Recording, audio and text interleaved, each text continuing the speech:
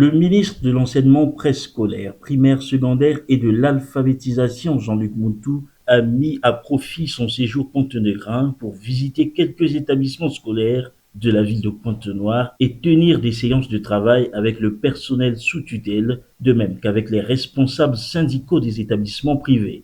Le troisième thème a porté sur les stratégies pour une bonne préparation des candidats. Nous avons épinglé les stratégies sous 4 angles. Le premier angle, c'est des stratégies managériales. En ce moment-là, on a évoqué le caractère managérial du chef d'établissement, lui en tant que leader. On a mis en exergue son leadership sous 4 points, c'est-à-dire la prise de l'information, la décision, les actions à mener et la performance attendue. De même, Jean-Luc Montou s'est entretenu avec les proviseurs des lycées du département de Pointe-Noire qui sont en conclave depuis 3 jours dans le cadre de la réflexion à mener sur les résultats des baccalauréats à Pointe-Noire. L'esprit dans lequel les autres départements travaillent, je le connais. La manière dont les autres départements s'investissent, les cadres de ces départements s'investissent pour préparer leurs candidats aux différents examens d'État est un travail de longue haleine et qui aujourd'hui ne nous surprend pas en termes de qualité des résultats obtenus. En fait, c'est un processus qu'il faut mettre en place. Aujourd'hui, nous posons les jalons. J'imagine que nous posons simplement les jalons. Pour avoir les bons résultats, il faut compter dans 3 ans. Dans 3 ans. Voilà. Lorsque nous aurons pris à bras-le-corps les élèves de seconde, moulés, formés, préparés au succès dans 3 ans, évidemment, nous aurons ces résultats. Mais cela ne nous empêche pas d'essayer.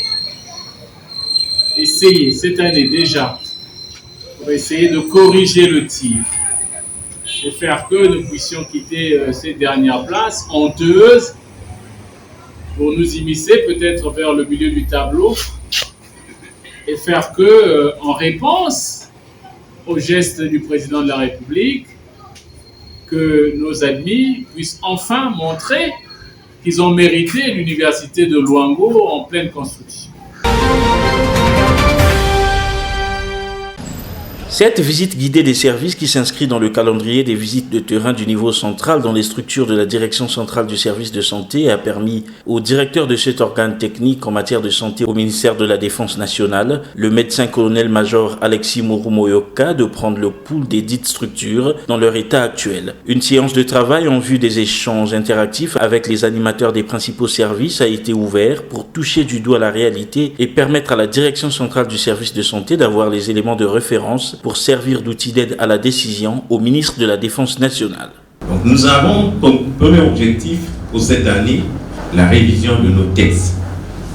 Le second objectif nous a préoccupés tout au long de cette matinée, à savoir le relèvement du plateau technique de nos formations sanitaires pour mieux répondre aux besoins du soutien aux forces, mais aussi aux besoins des militaires, de leurs familles et du reste de la population qui nous sollicitent pour offrir des soins de qualité.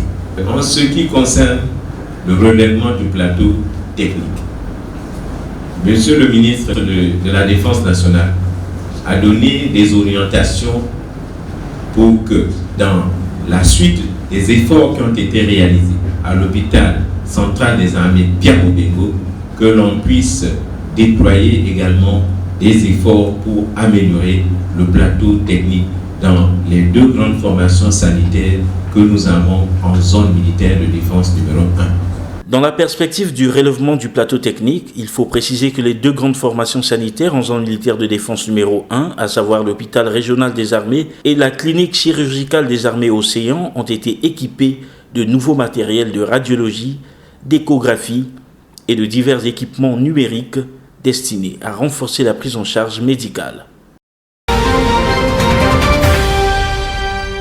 Les travaux d'aménagement, de bitumage et de pavage du périmètre urbain de Pointe-Noire, deuxième ville de la République du Congo, ont été officiellement lancés le 28 février par le président de la République, Denis Sassou Nguesso. Dans son discours, la présidente du conseil départemental et municipal, maire de la ville de Pointe-Noire, Evelyne Tichel, a détaillé les grandes artères qui bénéficieront d'un revêtement bitumineux dans le cadre de ce projet ambitieux. Excellence, Monsieur le Président de la République, à souhait, quelques routes sollicitées pour les travaux d'aménagement sont les suivantes. L'avenue Denis Sassou Nguesso, du rond-point Kassai jusqu'au Dalet du quartier Moukou, avec un ouvrage aérien au croisement de l'avenue Jean-Félix Chikaya, arrondissement numéro 3. La route nationale numéro 5 sur le tronçon allant de l'arrêt Manguier jusqu'au rond-point de Luango, arrondissement numéro 5.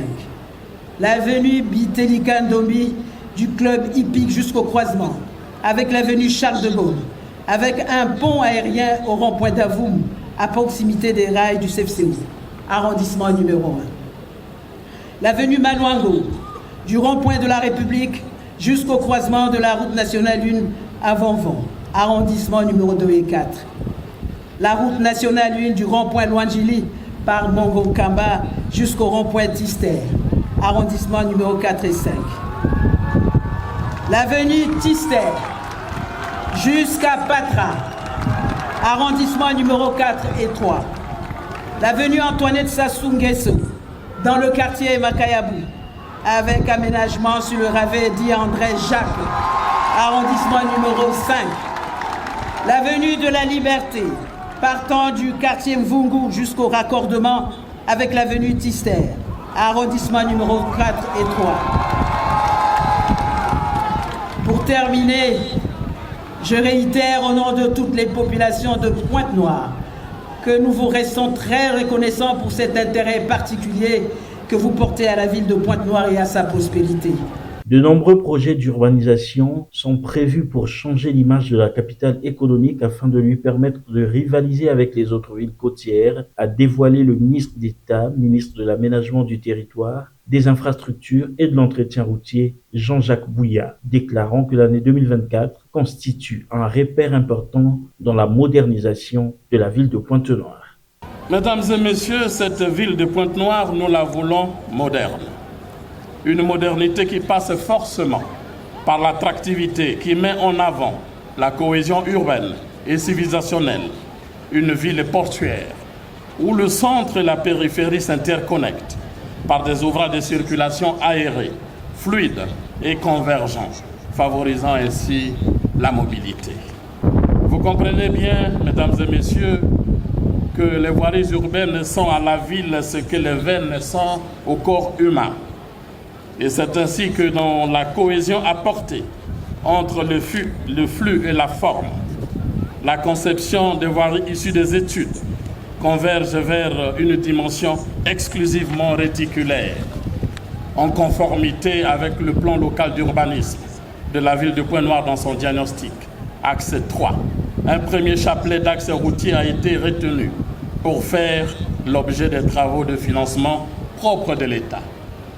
Madame le maire vient de les citer et de les définir. Nous disons simplement que ces voiries bénéficieront d'aménagements et de bitumage aux caractéristiques géométriques et structurelles de premier plan. Le chef de l'État a pris connaissance des tableaux présentant les travaux à réaliser sur l'ensemble du périmètre urbain.